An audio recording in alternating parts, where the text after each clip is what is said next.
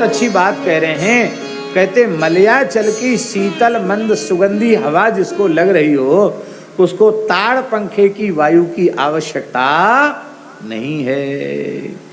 कहते हैं जो विषयी निर्लज्ज पुरुष हैं, वो भगवान की प्रचंड माया से मोहित होने के कारण भगवान की उपासना न करके इधर उधर भटक जाते हैं। भगवान की ही अनन्य भाव से उपासना करना चाहिए। अब एक बात और समझनी इसमें, या तो इस रास्ते से जाओ, यहाँ उपासना, यहाँ फिर वहाँ, चाहे तो घूम के जाओ और चाहे सीधे सीधे। सर्वधर्मान परित्यज्य माम एकम शरणम व्रज अहं त्वा सर्व पापेभ्यो मोक्षयिष्यामि। ये सीधा रास्ता है, सीधे जाओ। घूम के जाना तो घूम के जाओ। आप सीधे जाना पसंद करेंगे कि घूम के जाना? हम नाम नहीं लेंगे। एक साधक ने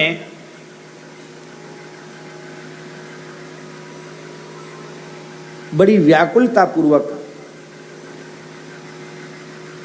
शिव जी की उपासना के संबंध में कुछ पूछा और उसके शिव जी की उपासना की विधि बता दी गई। इतनी बड़ी संख्या दे दी गई कि इतने करोड़ तुमको जप करना है अमुक मंत्र का। आप सुनकर आश्चर्य करेंगे, शिव मंत्र के साथ तारक मंत्र भी दे दिया। एक माला इसकी जप लिया करो, ज़्यादा नहीं। भाई शिव जी के प्रति भक्ति, शिव जी को ही जपो, भजो। एक निश्चित संख्या जैसे ही पूर्ण हुई, भगवान शिव ने स्वयं आदेश दिया, तुम्हारा काम पूरा हो गया, अब मंत्रराज का जप करो। और वे साधक अनन्य भाव से मंत्रराज के जप में लगे हुए, बड़े पवित्र ब्राह्मण हैं। प्रकाश करने से, नाम लेने से उनकी हानि होगी, इसलिए हम प्रकाश या उनका नाम नहीं ले रहे हैं, लेकिन ये अनुभूति की बात है। देवी देवता प्रसन्न होते हैं तो आराध्य अपने आराध्य भगवान के चरणों में पहुंचा देते हैं। बोलो भक्तवत्सल भगवान की जय। एक व्यक्ति ने अपना अनुभव सुनाया। क्षत्रिय कुल में उनका जन्म हुआ था और संस्कार परिवार में ही अच्छे नहीं थे, तो बालक में संस्कार अच्छे कहाँ से आए? अशुद्ध खान पान सब। गांव में नवरात्रि के समय एक यज्ञ हो रहा था। उस यज्ञ की पूर्णाहुति में यज्ञ के जो पंडित जी थे, उन्होंने कहा कि जो अशुद्ध वस्तु खाता पीता न हो, वो यहाँ आकर यज्ञ में दर्शन कर सकता, सम्मिलित हो सकता है, और जो अशुद्ध वस्तु खाता पीता वो ना आवे। पंडित जी ने कहा। तो उन व्यक्ति ने हमको जो सुनाया वो हम आपको निवेदन कर रहे हैं। तो बोले हमारी अवस्था तो युवा अवस्था थी और हम गंदी वस्तु खाए भी थे और गंदी वस्तु पी भी रखे थे, नशा भी था। लेकिन दिमाग में ये बात आई कि अरे हम ये जगदम्बा देवी भगवती जगदम्बा हैं, हम इनके यहाँ जा नहीं सकते गंदी चीज़ खाने पीने के कारण। तो मन में ग्लानि हो गई, उसी में धुन सवार हो गई। और पंडित जी तो यज्ञ करके चले गए। नवरात्रि का समय था, 9वें दिन पूर्णाहुति हो गई और हम रात्रि को नशे में वहीं घूम रहे थे। देवी जी के मढ़ में मढ़ी में गए और वहीं का टीका लगा लिया और रो करके वहीं प्रणाम किया। और वहाँ एक जनेऊ पड़ा था पूजा का, ऐसे ही पूजा वाले जनेऊ, ऐसे अपने मन से जनेऊ पहन लिया और निश्चय कर लिया कि आज के बाद हम अशुद्ध वस्तु खाएंगे पिएंगे नहीं। जीवन बदल गया।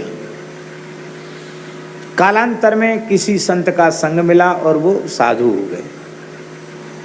और साधु हुए तो एक अच्छे महापुरुष से मिले, उन्होंने बरसाना में रहकर साधन करने की आज्ञा दी। वो बरसाना चले गए। तो जिस दिन बरसाना पहुंचे उसी रात्रि को उन्हें देवी का दर्शन हुआ स्वप्न में। जिस रात्रि बरसाना पहुंचे देवी का दर्शन हुआ। उन्होंने पूछा आप कौन हैं? उन्होंने कहा मैं सिद्धांबिका देवी हूँ। तुम याद करो उस यज्ञ के समय तुमने हमारी शरण ग्रहण की थी और तिलक लगा के जनेऊ पहन के तुमने निश्चय किया था कि अब हम पाप नहीं करेंगे, अशुद्ध आचरण नहीं करेंगे, तो मैंने प्रसन्न होकर तुमको यहाँ तक पहुँचा दिया। अब तुम हमारी स्वामिनी श्री राधा रानी के शरण में आ गए हो, इसलिए अब हमारी जिम्मेवारी खत्म हुई, अब हम तुमको यहीं छोड़कर जा रहे हैं। ये कहते पहली बार जीवन में उनका पहले कभी नहीं हुआ, कई वर्ष कोई दर्शन नहीं हुआ देवी जी का। जैसी बरसाना पहुँचे दर्शन हो गए। बोले हमने जहाँ तक तुमको पहुँचा दिया, अब तुम अपना रास्ता खुद तय करो, अब मेरी स्वामिनी के यहाँ आ गए। ये बातें हम इसलिए आपको बता रहे हैं कि ये बातें अभी की हैं, बहुत पुरानी नहीं, कोई 100 साल पुरानी बात नहीं, 25-30 वर्ष पुरानी बात होगी। इसलिए आप भगवान की भक्ति की महिमा को स्वीकार करना चाहिए। भगवान की भक्ति मुमुक्षवो घोर रूपान हित्वा भूतपति नथ नारायण कला शांता भजन्ति अनसूयवा। ये भागवती में भी ये श्लोक है और यहाँ ब्रह्म रामायण में भी यही श्लोक कहा गया है।